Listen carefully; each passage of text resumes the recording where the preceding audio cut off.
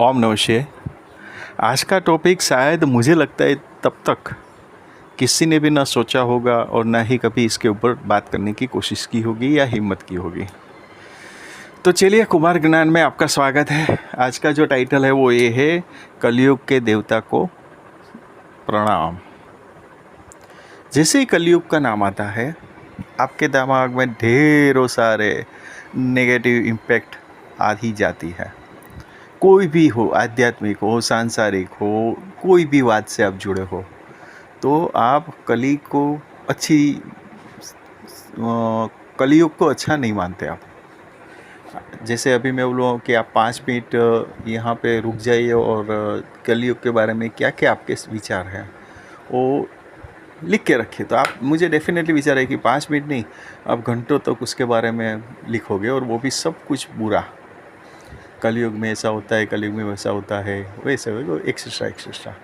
पर क्योंकि आप कुमार ज्ञान से जुड़े हो, तो सच में क्या चीज़ हो सकती है या होनी चाहिए, उसके बारे में ही हमने बातचीत की है, चाहे कोई भी टॉपिक हो, कोई भी एंगल हो। तो आज हम बात करते हैं कलयुग के देवता को प्रणाम। देखिए, ये तो वो वाली बात हो गई कि आप जिस घर में रह रहे हैं उसी घर को आप बुरा बोल रहे हैं। ये तो बात वो हो गई कि आप ट्रेन में सफ़र कर रहे हैं फर्स्ट क्लास में, और आप बोल रहे हो कि ट्रेन का फर्स्ट क्लास का सिस्टम ही गलत है। ये तो वो बात हो गई कि आप कोर्ट में बैठे हो और कोर्ट के रूल्स और रेगुलेशन को मानने के लिए तैयार ही नहीं है। आज ये तो यही बात हो गई कि आप जिसके आश्रय में जी रहे हैं उसको ही आप बुरा बोल रहे हैं। भला बुरा नहीं, बुरा ही बोल रहे हैं। ऐसा क्यों भाई? आपका क्या बिगाड़ा है कली ने? आपको पहले तो कली को धन्यवाद देना चाहिए, बोलना चाहिए कि धन्यवाद। क्यों बोलना चाहिए? क्योंकि आपका अवतरण कौन से युग में हुआ है? आपका अवतरण यानी हमारा और आपका, सिर्फ हम आपको नहीं बोल रहे, हमें भी ये रूल्स लागू होता है। तो हमारा और आपका अवतरण कब हुआ है? कली में ही तो अवतरण हुआ है। तो मतलब यही हुआ कि हम एलिजिबल है, कलयुग के लिए ही एलिजिबल है। आप वो बात मुझसे फिलोसॉफी मत करिएगा कि आप पहले सतयुग में थे, त्रेता में थे, ये सब नहीं सुनना। एज प्रेजेंट जब आप हमें सुन रहे हैं, तब आपका अवतरण हुआ है। आप कोई भी एज के हो, आप कोई भी हो, पर आपका अवतरण हुआ है तो कली में ही हुआ है। अभी मैं ये प्रूव करने की कोशिश करूँगा कि कली कैसे बुरा हो सकता है। कली बुरा हो ही नहीं सकता, क्योंकि पहली और लास्ट बात कि हमारा अवतरण जो युग में हुआ है वो युग कैसे बुरा हो सकता है, पहली बात। दूसरी बात कि इससे अच्छा युग कोई और नहीं हो सकता। वो इसलिए मैं बोल सकता हूँ क्योंकि जो आगे युग हो गए उसके बारे में ना ही तो हमें अनुभव है और ना ही जानना चाहते हैं। हम तो आज का युग को जानना चाहेंगे ना। पहले कैसा था, हमारे दादा कैसे थे, वो जान के हम क्या करेंगे? आप बता सकते हो? नहीं ना। आज के समय में हमें कलयुग से कोई कंप्लेन है ही नहीं। अभी आप बोलोगे वो कैसे, तो मैं ऐसे बताऊंगा। यहाँ पे कलयुग के समय में अच्छे से अच्छा आदमी, बुरे से बुरा आदमी, सब लोग एक साथ जी रहे हैं। बुरा आदमी सब जगह पे बुराई कर रहा है, अच्छा आदमी सब जगह पे अच्छा ही कर रहा है। पर आप अगर शास्त्र का रेफ़र करोगे, शास्त्र का रेफरेंस देखोगे, तो आपको पता चलेगा कि सतयुग में ऐसा नहीं था। सतयुग में बुरे को बुरा ही बोला जाता था और उससे उसकी कोई संभावना ही नहीं थी। और सच्चे लोग का भी तो हालत इतनी अच्छी नहीं थी ना, क्योंकि अगर आपको कोई सिद्धि लेनी है तो आपको क्या करना पड़ता था? याद करिए, आपको क्या करना पड़ता होता? आपको वही ना, ध्यान, योग, साधना, सिद्धि करना पड़ता है। आप बोलोगे नहीं, उस टाइम पे तो भगवान के पास आ जा सकते थे, भगवान को भी हम बोल सकते थे, हम कहाँ मना बोलते।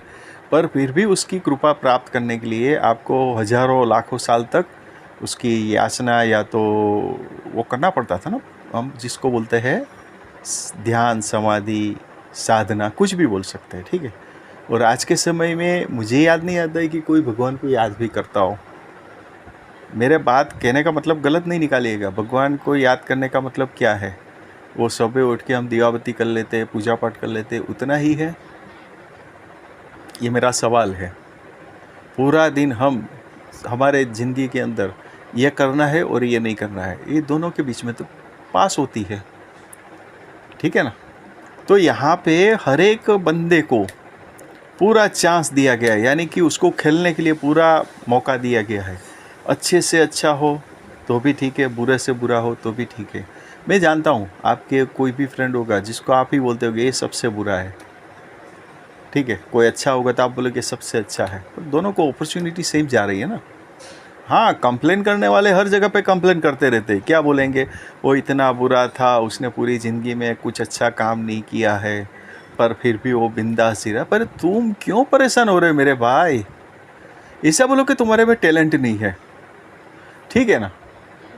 आप अच्छे से टैलेंट को डेवलप करके आगे बढ़ो। कौन मना बोलता है आपको? कलयुग के अंदर हर एक बंदे को पूरी संभावनाएं दी गई है अपने आप को बाहर निकालने की। अच्छा, और किस तरीके से कलयुग अच्छा है? कलयुग इसीलिए अच्छा है कि आपको उड़ने की प्रक्रिया सीखने की ज़रूरत नहीं। आपकी जेब में पैसा पड़ा है, आप उड़ जाओ, यहाँ से फ्लाइट में बैठ के चले जाओ। आपको उड़ना नहीं है, ट्रेन में चले जाओ। आपको ट्रेन में भी नहीं जाना है, जल से चले जाओ। आपके लिए पूरी पृथ्वी आपकी जेब में रख दी है। गलत हो तो आप बताओ। सिर्फ एक कागज़ जिसको मॉनेटरी ट्रांजैक्शंस बोलते हैं, और वो कमाने भी इजी है। आपके पास कोई भी टैलेंट हो, वो आप रिप्रेजेंट करो, पैसा लो, और पैसा लेके कुछ भी ले लो। उड़ना है, चलना है, दौड़ना है, पानी पे जाना है, चलो ठीक है, स्टीमर में चले जाओ। कितना चीज़ अवेलेबल है। आपको आकाश में जाना है, मंगल पे भी तो अभी तो जाने की बात चल रही है। चंद्र पे तो प्लॉट बुकिंग हो गया है। कहाँ तकलीफ है कलयुग में? कहाँ तकलीफ है? आप कलयुग को क्यों कोस रहे हो मेरे भाई? कलयुग के जैसा कोई भी इतना अच्छा युग न हुआ था, न होगा। क्लियर? और क्या आप जानते हो कलयुग के बारे में? अभी देखो, मैंने जब 7 मिनट तक आपसे बात किया कलयुग के बारे में, तो अभी आपके सोच विचार में कुछ ज़्यादा फ़र्क आया होगा। और कलयुग में और बहुत सारे विचार आपके दिमाग में, हाँ हाँ, ये सब चीज़ तो हमारे साथ अच्छी हो रही है, ठीक है, ऐसे हुआ ये कलयुग तो इस तरह से मेरे साथ अच्छा है। तो आप कमेंट करिए हमें कि आपके हिसाब से कलयुग आपके लिए वरदानदायक है या श्रापित है, ठीक है ना। कितनी अच्छी सुविधा है जो महाभारत देखने के लिए दिव्य दृष्टि से बताई गई, वही अपनी जेब में पड़ा है, मोबाइल के रूप में, टीवी के रूप में। चाहे किसको भी देखना है, पूरा वर्ल्ड अपनी हाथ में है। मैं यहाँ बैठा हूँ, आप पता नहीं कहाँ बैठे हो, अमेरिका, लंदन, न्यूयॉर्क, वहाँ बैठे बैठे हमें आप लाइव सुन रहे हो ना।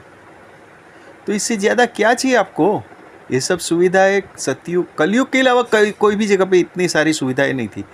मैं बात कर रहा हूँ ऑल पब्लिक के लिए, मैं बात कर रहा हूँ ऑल पब्लिक के लिए।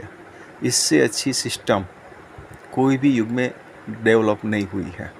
टेक्नोलॉजी ले लीजिए, कुछ भी ले लीजिए, इवन आध्यात्मिक लेवल पे भी। अगर आध्यात्मिक लेवल पे भी आप चले जाओ हिमालय पे, इतने बढ़िया बढ़िया आश्रम है, उधर फुल फैसिलिटी मिलती है। हिमालय होते हुए भी उसके अंदर एसी वाला आश्रम है, देखा? बाहर ठंडा पानी होने के बावजूद कि आपके आश्रम के अंदर कूलर है। तो और क्या सुविधा चाहिए आपको? आपको कोई भी जड़ी बूटी चाहिए, यहाँ बैठे बैठे मंगवा लो। पहले सिर्फ आपको दर्शन करने जाना हो ना, तो 1-1 साल, 2-2 साल, 3-3 साल, 5-5, मुझे याद है नर्मदा परिक्रमा की बात करते, चलिए ठीक है। नर्मदा परिक्रमा मैंने बाइक पे की थी, पूरी परिक्रमा, ठीक है, कि मेरा क्रेज़ था कि मुझे परिक्रमा करनी है नर्मदा जी की। मैंने सोचा कि कैसे करें, तो पहले तो सोचा कि 4 व्हील लेके चलते हैं। फिर मैंने सोचा ना, 4 व्हील लेके नहीं जाना है, बाइक लेके जाना है।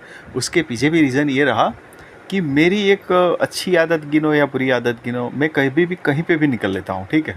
मेरा कोई ठिकाना नहीं होता है, वेरी नेक्स्ट मूवमेंट पे मैं कहाँ होता हूँ मुझे नहीं पता होता है। तो मैंने सोचा कि क्योंकि नर्मदा परिक्रमा करनी है, तो हो सके वहाँ तक हमें नर्मदा नदी के जितना हो सके उतना सानिध्य में रह के काम करना है। तो उसके लिए तो एक ही ऑप्शन था, बाइक को आप कहीं पे भी लेके रख सकते हो, जा सकते हो। 4 व्हील में संभव नहीं होता कि कहीं पे कच्चे रास्ते, कहीं पे पक्के रास्ते हैं, तो आपको 4 व्हील में लंबा रास्ता से ही जाना पड़ेगा। अच्छा, मोरल ऑफ द स्टोरी में कहाँ था, मैं ये कह रहा था नर्मदा परिक्रमा। तो पहले के समय में नर्मदा परिक्रमा करनी है पूरी, तो 3 साल 33 महीना और 33 दिन लगते थे, क्योंकि चल के जाना पड़ता था। अभी मैंने जो परिक्रमा की सिर्फ 18 या 16 दिन में कर दी बाइक से।